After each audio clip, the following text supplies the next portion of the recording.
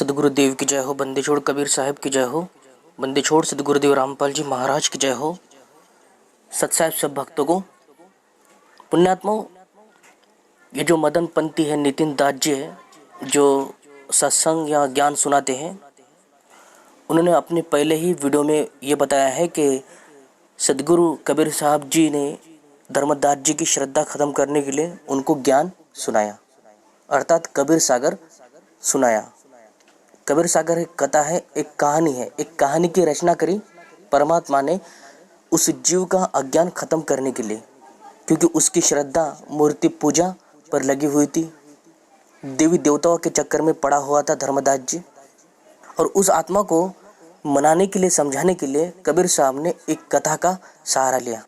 तो ये सबसे बड़ा भ्रम है, क्योंकि अगर कथा वो एक कहानी और एक कथा होती तो ये नितिन दास जी अपने कहत कबीर सुनो भाई साधो चैनल पर पूरा सत्संग जो है ना, ज़्यादा से ज़्यादा कबीर सागर पर ही इन्होंने सत्संग किया है।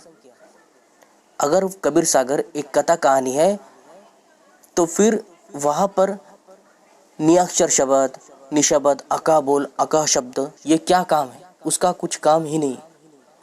वो वाणी लेने की कोई आवश्यकता ही नहीं पड़ी किसी को भी। अगर वो एक कथा कहानी होती तो वो वाणी लेने की किसी को आवश्यकता ना होती। और इन्होंने एक और झूठ बोला है संत रामपाल महाराज के खिलाफ शुरू से ही वीडियो बनाकर, क्योंकि ये केवल संत रामपाल महाराज के खिलाफ ही बोलते हैं। अन्य जितने भी संत हैं, अन्य जितने भी शाखाएं हैं या जितने भी पंथ हैं, जितने समाज के लोग हैं, उनसे ये ज्ञान चर्चा बिल्कुल कर नहीं सकते हैं। और केवल संत रामपाल महाराज को ही टारगेट बनाकर इन्होंने अपने आप को खड़ा किया है सदगुरु के रूप में। कहते हैं कि मूल ज्ञान हम दे रहे हैं और संत रामपाल महाराज पवित्र ज्ञान दे रहे हैं। पुण्यात्माओं, ये मूल ज्ञान और 13वां पंथ कब से हुआ? ये तो बढ़िया गद्दी है। तो ये मदन पंथ कब से हुआ? ये बढ़िया गद्दी है।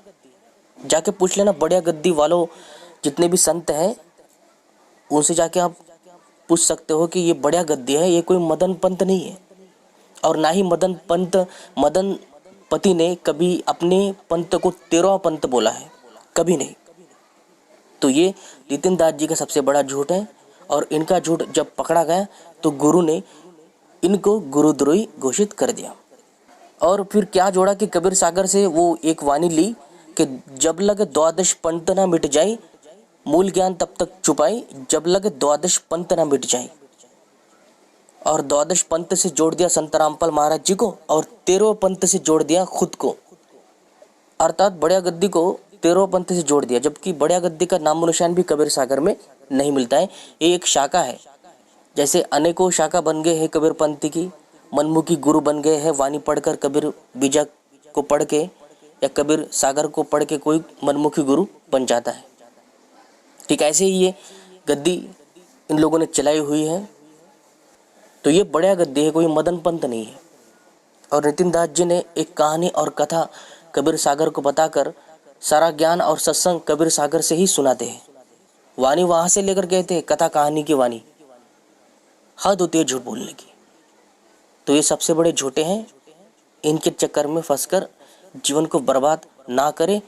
संत रामपाल महाराज जी ही पूर्ण गुरु हैं इस पूरे विश्व में। उनसे आप जुड़िए और नाम दीक्षा लीजिए और अपना आत्म कल्याण करवा लीजिए।